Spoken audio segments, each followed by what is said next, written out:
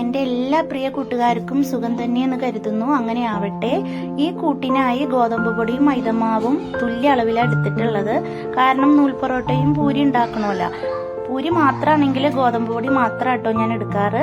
കുഴയ്ക്കാൻ വേണ്ടിയിട്ട് കുറച്ച് ഓയില്, ആവശ്യത്തിന് ഉപ്പ്, അതുപോലെ കുറച്ച് ഇളം ചൂടുപാല്.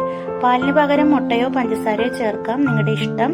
എന്നിട്ട് എല്ലാം കൂടി കുഴച്ച് രാവിലെ നമുക്ക് പൂരി ഉണ്ടാക്കാം. ബാക്കി വരുന്ന മാവ് ഒന്ന് എണ്ണ തടവി വൈകുന്നേരം ആകുമ്പോഴത്തേനും അത് നല്ല സോഫ്റ്റായി സെറ്റായിട്ടുണ്ടാവും. സേവനാഴിയിൽ ഈ മാവ് നിറച്ച് നേരിട്ട് തട്ടിലേക്ക് പീച്ചിയിട്ട് കുറച്ച് ഓയിലൊക്കെ ചേർത്ത് ചട്ടക ഉപയോഗിച്ച് അങ്ങോട്ടും ഇങ്ങോട്ടും അമർത്തി ഫ്രൈ ചെയ്തെടുത്താൽ നമ്മുടെ നല്ല ടേസ്റ്റി ആയിട്ടുള്ള നൂൽ പൊറോട്ട റെഡിയാണ്. എന്നെ സപ്പോർട്ട് ചെയ്യണം കേട്ടോ കൂട്ടുകാരെ. Thank you. കാണാം.